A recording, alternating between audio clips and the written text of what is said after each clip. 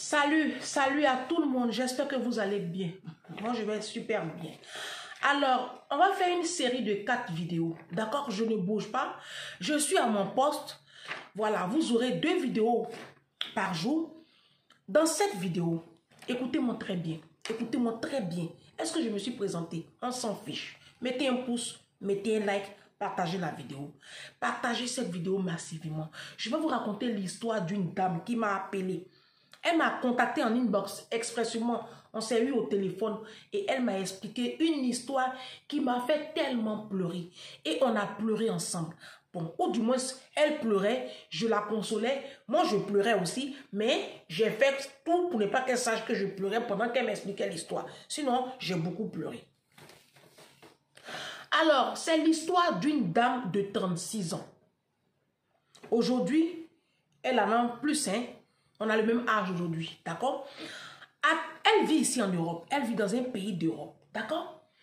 À 36 ans, elle fait la rencontre d'un jeune Togolais ou Béninois. Entre les deux nationalités, c'est bonnet, blanc, rouge. Il n'y a pas un qui vaut mieux que l'autre, d'accord? Les deux là, c'est des cousins, même père, même mère. Donc, elle fait la rencontre d'un jeune Béninois, d'accord? Ou Togolais, comme vous voulez. Il a 32 ans. Un analphabète. Oui. Une dame qui est instruite. Je ne sais pas dans quelles circonstances elle rencontre cet homme. Un analphabète sans papier qui est passé dans tous les pays que vous connaissez là, avant de débarquer ici en Europe. Alors, elle rencontre cet homme, il n'a pas de papier et il commence à lui faire, à la mettre dans son panneau. Ça dit que je ne sais pas comment elle s'est retrouvée piégée. Elle a son appartement. Un bel appartement aménagé parce qu'elle est là depuis longtemps. Donc, elle a une situation, elle a un travail, elle a une situation, elle a un équilibre, tout. Et cet homme-là, il se fréquente comme ça dehors. Lui, il vivait dans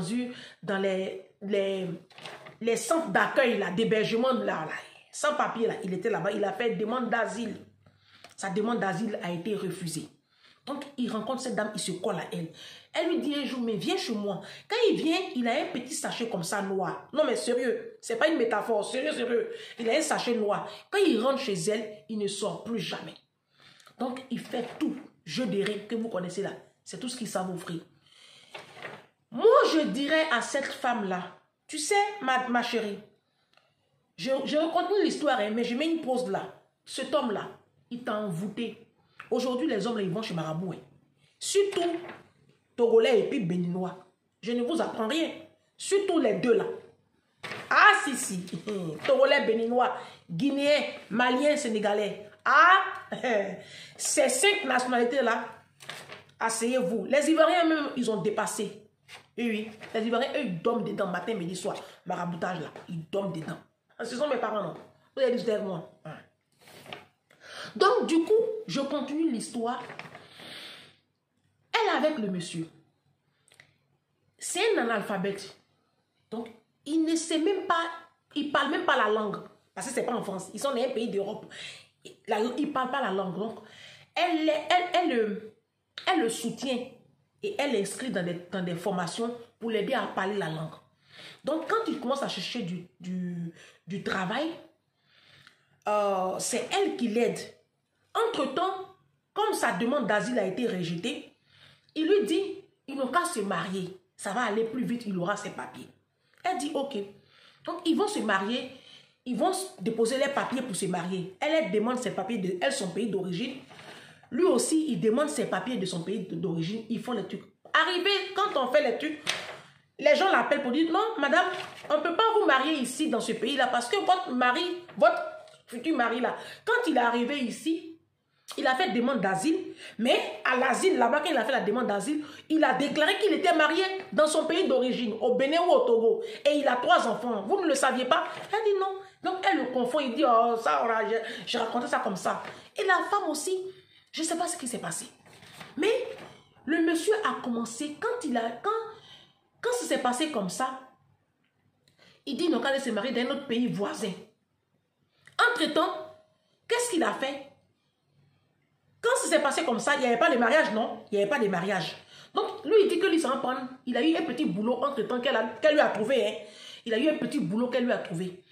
Il dit que lui s'en prend sa maison. Elle dit, comment ça t'en prend ta maison? Il prend sa maison, une chambre salon. Et puis, entre-temps, les souffrances ont commencé. Il a commencé à lui faire, à la casser, quoi, à la briser.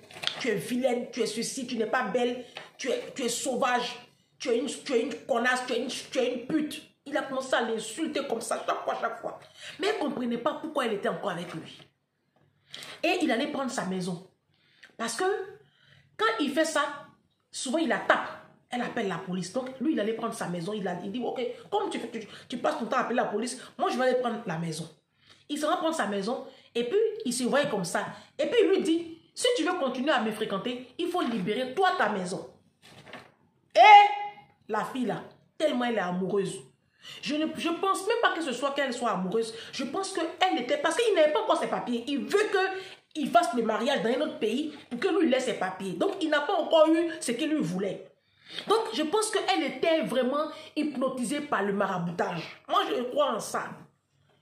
Je crois en ça. Donc, qu'est-ce qui se passe? Elle libère sa maison. Vous savez, ici en Europe, on ne libère pas maison comme ça, hein? C'est pas vous qui êtes en Afrique et puis vous trouvez maison en 2 temps, 3 mouvements là. Ici, là, on ne libère pas maison comme ça. Elle a libéré sa maison et puis elle est partie le trouver là-bas. Ah, c'est là son calvaire va commencer. C'est là son calvaire va commencer. Quand elle a libéré la maison, elle allait vivre là-bas. Il a blagué. Ils sont allés se marier dans un pays à côté. Quand ils se sont mariés, ses papiers sont sortis. Quand ces papiers-là sont sortis, il la bat jusqu'à elle tombe évanouie. Il la bat, elle perd connaissance sous le sol. Et puis après, quelques minutes après, elle se réveille. Quand elle se réveille là, elle est comme ça. Elle est étourdie. Elle se demande, elle est où? Un jour, il a tellement cogné au mur qu'elle s'est vue partir. Elle dit, je me suis vue partir. Mais je ne sais pas ce qui s'est passé. Là, on est en Europe, hein? On n'est pas en Afrique. L'histoire là, c'est pas filmé. Moi, il ne ment pas. Ne vous inquiétez pas, même il y a pire. C'est parce que je ne peux pas tout vous raconter. Sinon, on ne va pas avancer dans les thèmes. Donc, elle se lève. Et puis, c'est réparti encore. Il l'insulte. Entre-temps, j'allais oublier. Elle lui fait passer le permis avec son argent. Il rate le permis comme c'est un analphabète. Et puis, c'est un sauvage notoire. Et puis, en plus, vous savez, c'est les extrémistes c'est les musulmans extrémistes du Bénin et du Togo, là. Ceux qui voient même les petites filles de 3 ans, 2 ans, là, qui... Je dis que... Un jour, elle voit la famille du monsieur. Et puis, elle voit que ses petites soeurs sont voilées jusqu'au bas. Elle dit, mais ça, c'est quoi ça? Il dit, oh, ça, c'est en Afrique, là-bas. Ça, je ne peux pas t'occuper de ça. Tout ça, là, elle a fermé les yeux dessus.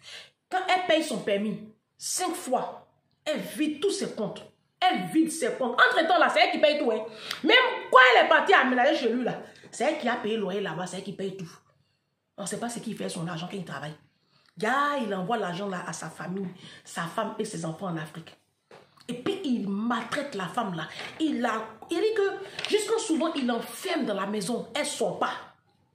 Je dis, attends, ma chérie, attends. Je dis, ma chérie, attends.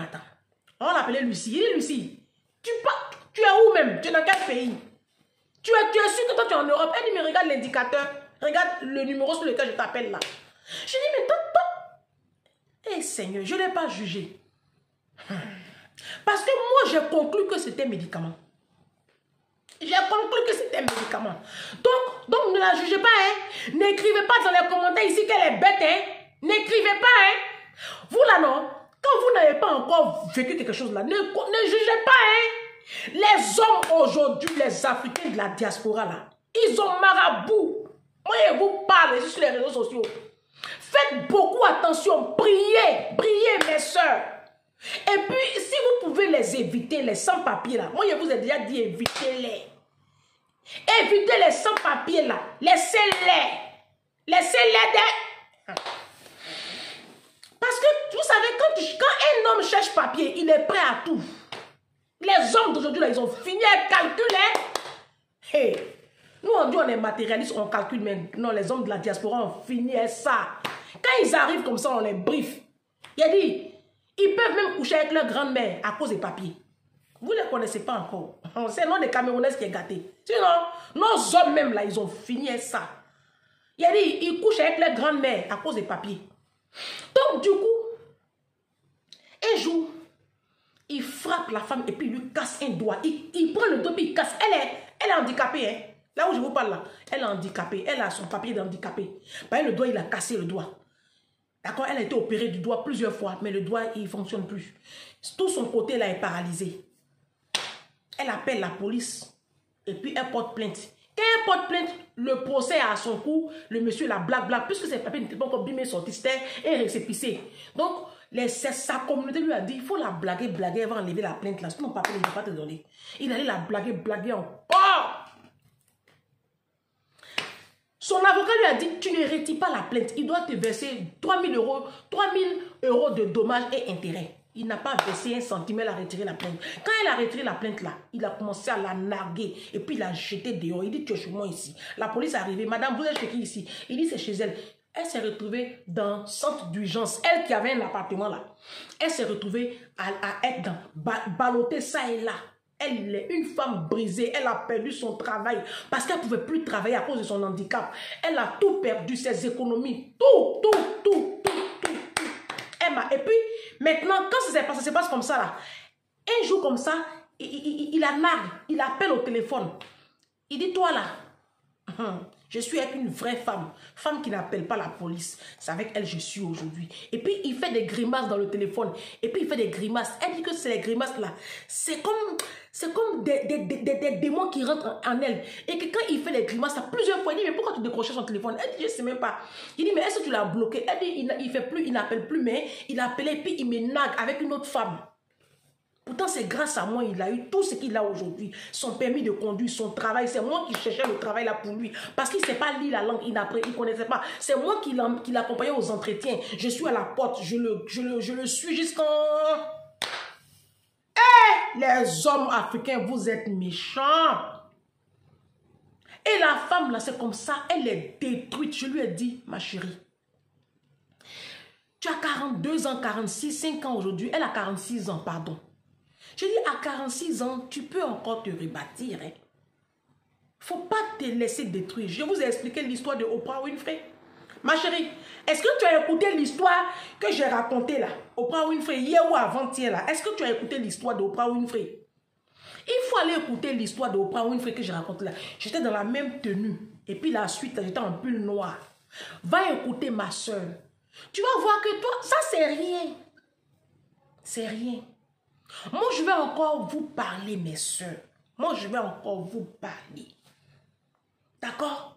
Je vais vous demander vraiment, faites beaucoup attention. Et puis, même si vous avez connu ce genre de situation-là, si vous restez comme ça à terre, ils auront gagné. Moi, mes ex là, bon, mes ex, même personne ne m'a fait mal. Moi, souvent, je vois sur les posts, oui, celle-là, elle doit avoir eu Goumet. Hein. Non, moi, je n'ai pas eu Goumet. Hein. Chagrin d'amour dans le jargon ivoirien. Moi, je n'ai pas connu chagrin d'amour. Mes copines savent que je m'en vais. Parce que, en fait, moi, le chagrin, c'est quoi le chagrin d'amour? Le chagrin d'amour, c'est quand tu t'es tellement investi dans une relation et que tu as mis ton cœur dans la relation avant d'être marié. C'est là que tu as chagrin d'amour. Moi, je n'ai pas fait. Moi, je me suis investi dans aucune relation ici. Elle m'a mariée. Moi, je été mariée. Donc, moi, mes relations là, j'étais toujours un pied sur caillou, comme ça. Oui, donc chagrin d'amour ne peut pas me gagner. Moi, je ne rentre pas dans la relation amoureuse. Hein. Moi, il y a cette force-là. Hein. Moi, je vais voir les preuves de ton amour. Au bout de 3, 4, 5, 6 mois, je ne vois pas preuve et te dépose dans la paix du Seigneur. C'est dans ça Jésus. Hein. Donc, moi, je suis fort dans ça. Hein. Moi, Dieu m'a béni. Hein. Dieu m'a donné un esprit. Hein. Non, sérieux. Quel chagrin d'amour? Moi, il n'est pas connu chagrin d'amour. Qui va venir écrire ici qui lui va donner Goumet? C'est quel homme? Mes ex sont issus de mes vidéos. Ils n'ont pas venu écrire. C'est moi qui ai de garçon. Non, c'est moi, je les ai tous chassés de ma vie. C'est moi, il les quitte, c'est moi, il a dit partez. Tu ne m'arranges pas, il faut partir. Mais cette force de caractère-là, c'est une grâce de Dieu. Mais vous pouvez la cultiver aussi. Cultivez ça. D'accord? Cultivez cette force de caractère-là avec la parole de Dieu et avec des bouquins qui sont sur le développement personnel, sur la confiance en soi. Si, vous allez cultiver cette force de caractère-là. Réveillez-vous, mes soeurs. Ne vous laissez plus comme ça. Hein? Ne vous laissez plus abattre comme ça. Ça a été un coup dur. Tu as vécu l'humiliation. Tu as vécu la souffrance. Mais ta vie ne s'arrête pas là. Ta vie ne s'arrête pas là. Parce que si tu arrêtes ta vie là, ça veut dire que lui, il aura gagné. Cet homme-là, ma soeur, j'ai dit comment t'appeler comment même. Lucie, si tu m'écoutes, cet homme-là, il ne peut pas gagner. Oui, lui aujourd'hui, grâce à toi, il a eu ses papiers, il a eu son permis de conduire, un analphabète. Elle dit, il savait à peine écrire. Et elle était étonnée de savoir qu'il ne savait pas écrire. Quand elle lui demande, mais il faut écrire ta lettre de motivation. Il dit, ça veut dire quoi? Elle dit, bon, elle envoie la feuille, elle dit, écrit. Et puis, il n'arrivait pas à placer un mot. Elle lui demande, tu ne sais pas écrire? Il dit, ah, je ne sais pas trop bien. Elle dit, mais là, tu ne sais même pas du tout. Mais elle s'est dit, oui, comme c'est un travailleur, c'est un bosseur, elle va le soutenir. C'est une erreur que vous faites. Est-ce que vous avez lu les 2 livres de Michelle Obama? Je vous invite à lire cette dame-là, Michelle Obama. Michelle Obama, je vous ai expliqué un peu brièvement son histoire, vite fait en début d'une vidéo. Je ne sais même plus dans quelle vidéo. Mais Michelle Obama, là, hein, elle a soutenu Barack Obama parce qu'il avait du potentiel et une éducation. Il a fait Harvard. Vous savez, il y a des écoles, quand tu sors de là, tu développes des valeurs. Harvard, là, tu as des valeurs d'intégrité. La parole donnée, on vous apprend ça à Harvard. Donc, quand Barack Obama est descendu dans le bureau de Michelle Obama, ah, vous ne saviez pas, c'est Michelle Obama qui travaille dans un cabinet d'avocats à New York, avant Barack Obama. Barack Obama sortait tout droit de Harvard, bien endetté. Il avait des dettes qu'il a pu solder quand il entamait son second mandat à la Maison Blanche. D'accord? Michelle Obama travaille dans un cabinet d'avocats très réputé. Et Barack Obama a été pistonné à travailler là-bas. Et c'est Michelle Obama qui a été son maître de stage. Et c'est comme ça qu'elle voit dans le CV de ce un beau garçon comme ça, elle voit dans son CV Harvard. Elle dit, ah, j'ai eu pour moi. Elle-même, Michelle Obama, elle a fait Harvard. Poison des mêmes images volent ensemble. C'est pour ça que moi, je vous ai dit, bâtissez-vous. Quand vous allez vous bâtir là, hein, c'est comme ça que, parce qu'on attire à soi ce qu'on est. Vous comprenez? C'est comme ça. Bâtissez-vous, vous allez attirer à vous des personnes de qualité. Parce que Dieu, là, il ne gaspille pas son produit. Vous comprenez? Donc, Barack Obama et Michelle Obama, elle a soutenu quelqu'un qui avait du potentiel, de l'intégrité et une éducation. Ce n'est pas le cas dans ce cas de figure-là. Faites beaucoup attention à ces hommes-là qui viennent vers vous. Faites beaucoup attention. Je vous ai dit, prenez des détectives privés. Veillez sur vous. Contrôlez. Et puis, veillez sur votre cœur. On ne tombe pas amoureuse comme ça, mesdames. C'est dangereux. Et puis, priez beaucoup parce que les hommes là, ils vous emmènent chez Marabout. Retardez au maximum le sexe. Retardez. Parce qu'ils utilisent le sexe là pour vous avoir. Leur pénis là, ils mettent médicaments dessus. Ah, vous là, vous vous amusez avec moi. Moi, il y a les derniers docs. Rentrez en inbox, je vous dis, les hommes là, ils mettent médicaments sur les pénis. Et puis quand ils vous pénètrent là, c'est fini. Vous devenez bête. Moi, je vous parle. Vous ne me croyez pas. Oh, ça me fait mal, vous ne me croyez pas ici, hein? Ne vous amusez pas à votre vie, hein? Vidéo combien? Numéro 1. On avance, à tout à l'heure.